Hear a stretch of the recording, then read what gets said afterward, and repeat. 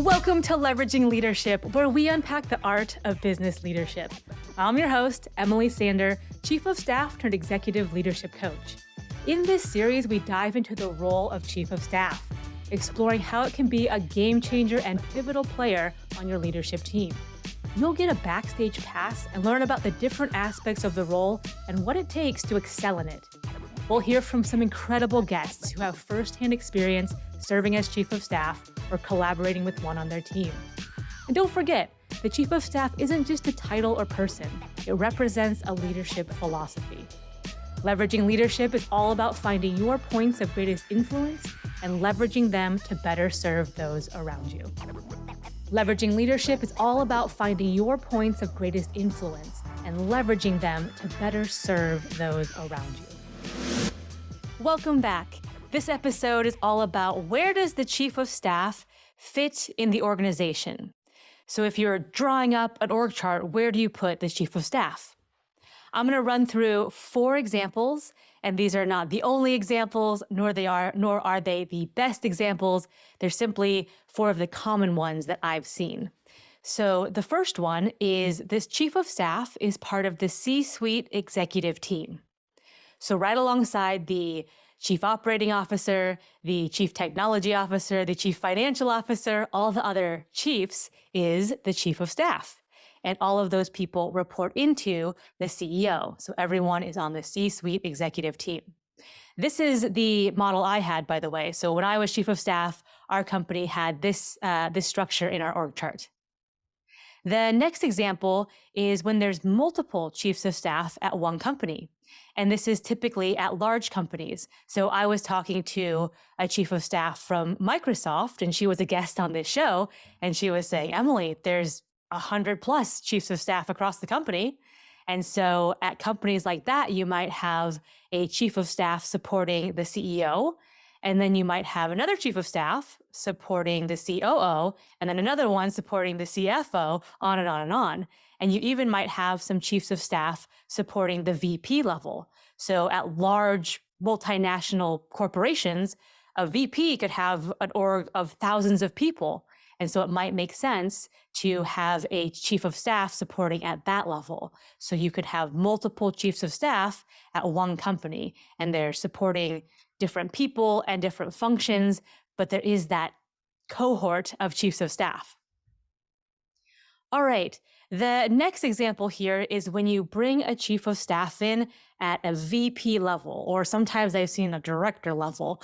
And I balk at that a little bit just because I'm biased and I think the chief of staff is at the C-suite level. However, there are some specific occasions where I can see this being the way to go. So the first occasion might be if a company is trying to create the chief of staff role for the first time ever. And for whatever reason, for politics or optics or whatever, to get it in at all, it has to come in at the VP level. So that might be, hey, let's get this thing going at all, and then over time, hopefully expand it to other areas. Another occasion where I could see this being the best way to go is if a company is using a more junior resource. So maybe they have a junior chief of staff or an associate chief of staff or an assistant chief of staff or a deputy chief of staff, any of those types of things where there's actual job levels within the chief of staff role. Well, then it might very well make sense to bring that more junior resource in at the VP level. And then the senior chief of staff or the fully fledged chief of staff would be at a higher level. Okay, the fourth and final example is when the chief of staff has a dual role. So they're the chief of staff and something else. They can be the chief of staff and head of business development, or the chief of staff and director of products, or whatever you want it to be. I've seen some very, very creative, very long titles in this scenario. I think I saw one that was like chief of staff and executive support and administrative manager of the CEO, or something wild and crazy like that. So you can make this whatever you need it and want it to be.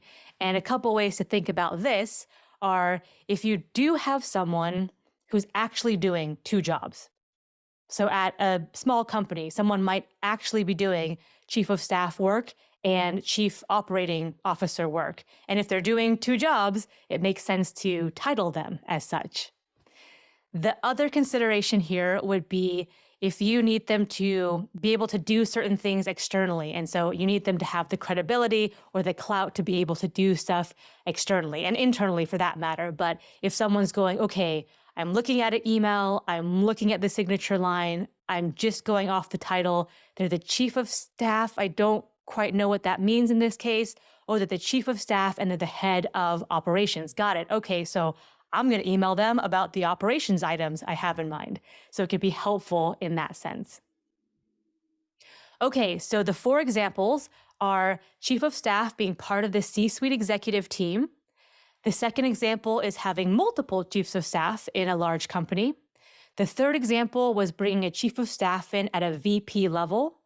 And the fourth example was having the chief of staff in a dual role, so that the chief of staff and there's something else. Okay, a couple takeaways for you to consider. So the first takeaway would be if you have a chief of staff on your team currently, maybe have a think about if they're in the right place. So they very well could be in the right place, but just think about, okay, I've heard some examples now. Maybe I use one of these 4 examples.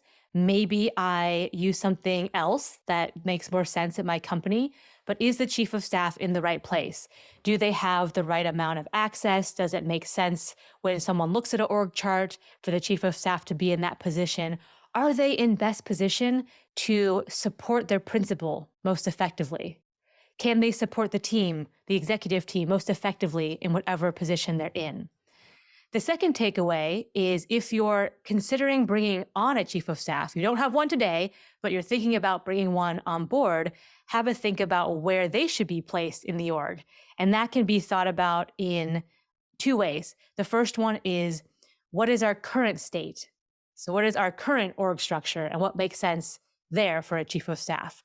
The second way is to say, let me think ahead a little bit and say, what are we going to need in 12 months or in 18 months or in 24 months?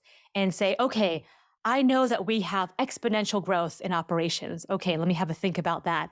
Or I know that we're going to try to go into some adjacent markets. So you might need a chief of staff who's able to help with some of the scaling, or you might need a chief of staff who's familiar with some of these adjacent markets.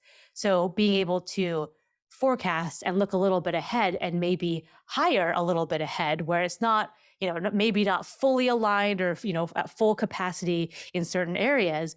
But I know that in 12, 18, and 24 months, the chief of staff is going to have to catch a lot of these things and get involved in a lot of these things. And they're already in place to do so.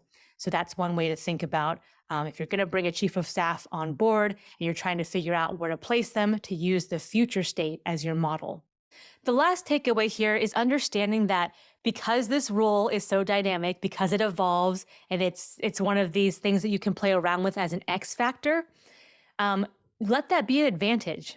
So you can structure the org chart and the chief of staff however you need it and want it to be. And so there is some flexibility there. I mean, I would say make sure you're giving them the due respect and you're giving them the clout they need and all of those things.